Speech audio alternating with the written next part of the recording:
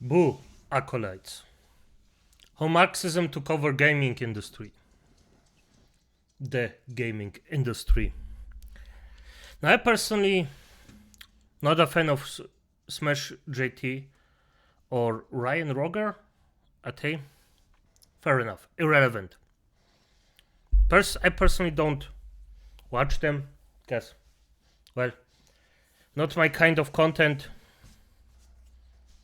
And I never heard anything, or I heard a bit of them, but it's not. But because of one of my acolytes, sent me this and told me, hey, this could be pretty important, I'm gonna do it. So, let's hear what they have to say about it, and let's start. If you want a reason why we have a culture war over the past decade, it's because the Cold War never ended, fundamentally. It's just the... Oh, for F's sake, this already starts so... Do not compare a freaking labby-dabby culture war to our real war. If you harm, off, maim, air people, that's something different than somebody just calling you a faggot on Twitter. Okay? Oh! Communists became leftists and became progressives, and they became like a disease. They just infiltrated our pop culture and our media. And that's why it's a prevalent issue. Thankfully, there's been a pushback through a coalition of even social democrats, liberals in like the British term, like centrists, at conservatives, and even people who you would say are on the far right. This massive coalition has worked together on every front to try and stop this madness. But now it's more contentious than ever. Why? Because the opposition, which is what I call them, are still in the institutions. They're like termites in the wood. Can't get rid of them, or cockroaches in the cracks. I agree with him on that. Very hard to get rid of them. And the only way I see getting rid of them is just smash the institutions down. That terrifies right wingers. It's like, what the fuck are you doing? Sorry to swear, but that would be their... Okay, a few points here. As he said, I agree with him on almost everything, except for the fact that you smash the institutions down. No, do not smash the institutions down. The institutions themselves can be very profitable and not profitable, very good for F's sake, the dogs of war are at it again. If you actually do everything correct, the institutions are very healthy and good for the people. You just have to rot out every parasite that's in it, just drag it out, stomp it, and put something useful in it. Just get rid of the parasites as brutally as you need. Reaction on my channel. And yeah, I know, I apologize. But yeah, to me it's like you can't reform this. It has to be knocked down, build a new building for a new age, because it's the only way you'll get this empire of lies out of your civilization. It won't be easy. Won't be easy in pop culture, man. I mean, seeing Disney go away, Microsoft go away. Japan is Western, so technically Nintendo. It's like anything that has this disease needs to go, and it will not be easy. But the alternative is that we reform them to make them great again. And that's the path I think we're going down, which I think will lead to a victory smash, but a compromised one. And that's where the whole argument of covert wokeness But I don't know. an issue. I don't know if I necessarily agree with that, because That's fine. Yeah. These people do not compromise. So I don't know how you can get to a resolution if He's they don't correct about that, yes. compromise. Well, the rank and file don't. You know, the rabid ones, the mercantes of the world, the grubs of the world. But the ones who can think, the ones who are actually behind the scenes, they're the ones who make the compromise. It's not overt. It's covert. Because not before, but when Trump was no longer president, you saw a lot of censorship of political creators. Hello, doggy. And that allowed pop culture creators to fill in that void. And that's why you're seeing into 2025, since the attempted assassination of Trump. Remember that, folks? You've seen now creators are far more comfortable merging pop culture with politics because shit is getting serious. I want to stop you on that, though, because... Oh, this is already a lot. Because with the compromise thing, I also agree that there is no compromise here. We have to get them out. Simple as that. There is just no compromise. We have to stomp everything we get. But we have to do it in a way that's gonna save us. Well, but how can I say it? That's not gonna destroy the building stones, but can conserve them so we can build up everything again. Because if we smash it to zero, there won't be anything to build on. We have to restart. And that's also better than what's now. I mean, if I had the decision between stomping the parasites out but destroying the thing entirely and just rebuilding it, I would do it. I would prefer that. So, Sure. I don't see a compromise. No. I don't understand is the Trump assassination dude like came and went and no one talked about it anymore. And there was no big investigation. No one knows who his parents are. No one knows where it all came from. Like, I disagree on him with that. I followed this thing. There was a lot of investigation, who, what, when. It just wasn't easily publicly available. Let's just say it like that. And yeah, you know why. Why is that? I keep hearing more about like the JFK assassination. I don't give a shit about that. What about the guy that tried to kill Trump? Why does no one care about that? That's so strange to me. That what you're experiencing with Mercante is an overt example of the opposition. The situation you just described is the covert part, in that the difficulty is nailing things down. And when you try to nail things down, that's when the silence happens. Because silence is also an answer, folks. Okay? And I know you could drive yourself mad with this, but there's a reason, Smash, this hasn't been covered. There's a reason people don't look into it. It's just conveniently swept aside. And if you try to investigate it, oh, big topic. Oh, another big topic. Oh, look, another big topic. It's almost like... what was it, the days leading up to 9/11 that there was it the Treasury or something with the government they were missing like trillions of dollars or something, or billions of dollars.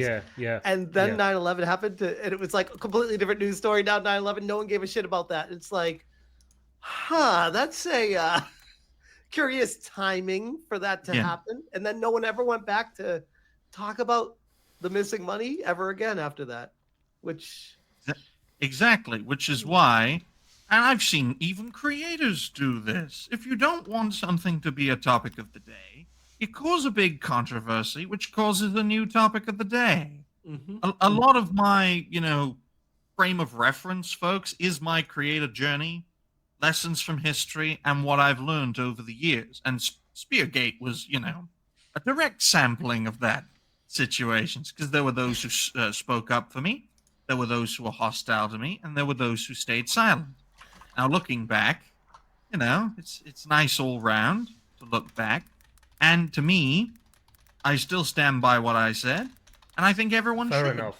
Okay. I think Asmongold should, and Kershaw should. We should have a level playing field, but the opposition don't want that, because if we had a level playing field, they would not exist. It's true. Hey, everyone. What can I say except yes, the man has a point there. I mean, I don't think that the opposition would not exist. They would just be laughed at every corner.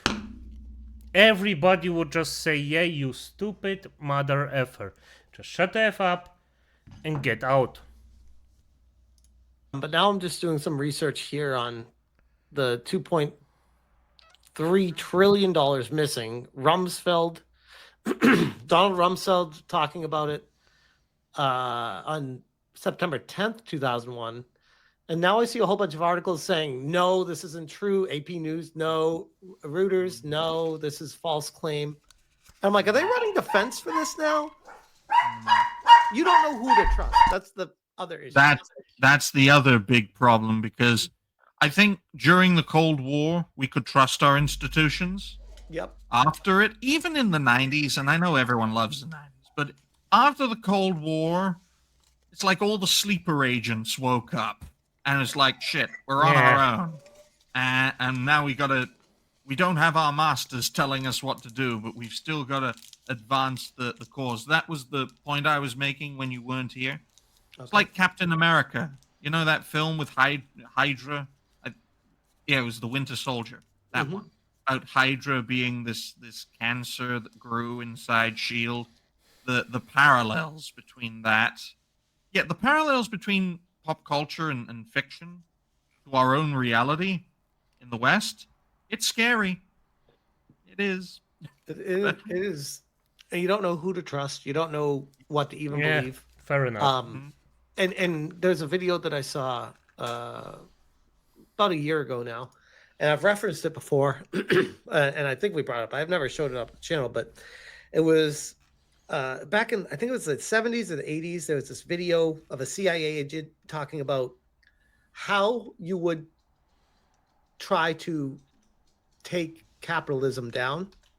And that would that was a former Soviet agent, Yuri Bezmenov. He defected to the West from the Soviets. God, I'm so glad you know this. Okay. And he was saying, like, that you would use this kind of insidious approach to take it down from within. And that's exactly what it feels like is happening right now. These people, these ideologues, I would look at many of the people in the game industry in particular as pushing that agenda. And I could almost argue they might not even know they're doing it. Oh, no, a lot of this is subtle. I mean, there are those who believe in the ideology, and that's why you have the education system, especially the universities, indoctrinate people. So a lot of people are hoodwinked into this, but a few, especially the brains behind the bunch, they know, and they stand by the ideology. And to me, and some could even argue they sue people over it to push the ideology further. Yeah, absolutely. And that's why. I mean, the fact in the matter is, in my opinion, is that it's maybe not suing, not doing things like that.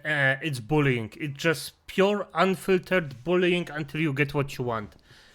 That's how I see it. I think the best way to deal with it is to look at the sources. I mean, when I say the institutions, one example, media. That's one. Another example, education, because that's where they all learn this stuff. Yeah. I mean, the pillar of the media has been like eroded completely. No one trusts mainstream media now. In terms of education, it's been undermined, but it hasn't been dismantled. And why do we need a 19th century educational system in the 21st century with the digital technology we have? We don't need schools anymore. Literally, Pink Floyd song, we don't need no education. We don't need no thought control. Ahead of its time. Way ahead of its time. Because back when I first heard that song, I never actually understood what they were saying. I'm like, oh, it's just a fun beat. And now looking back at it, I was like, oh, no, they were ahead of their time. I understand it. We got Eric Jenkins for the 2 says, once you move to America, you will get it. Ryan, will you ever move to America? Most likely not. I'm the kind of guy who has that, thing about him is that I won't leave. I won't. I will stay here and make my own land. You're stubborn. Good. Got it. Like Wales, few million people, we can embrace American ideas. We just need to get away from the rest of the UK. Hey, if you see something good, repeat it. F it. That's how I see it. You don't have to be American, you don't have to go. But if they do something good, repeat it. Or the other way around, exactly the same thing, in my opinion. If you see that the other country does something good, repeat it. Simple as that. Just do it so you have a better life. It wouldn't be easy. And life. Very difficult. But with the right head on the top, I think it can be possible. Because we're not like Americans. We're not this freedom-minded people who can do, life, liberty, the pursuit of happiness. We have to be told what to do. We have to be guided, whether we like it or not. Chair JT stares at me with freedom in his eyes. And yeah, that's how we operate in Wales. So exactly, I mean, which is fair enough. At least he admits it. At the end of the day, yes, if you need to be stirred, that's fine.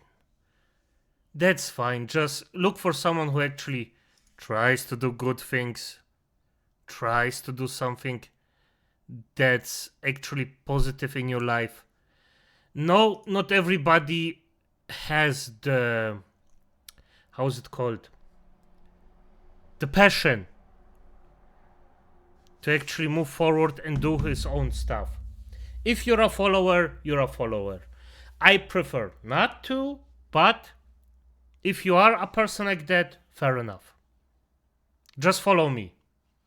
I'm gonna guide you to the best undeath I can, acolytes. That's what I can propose.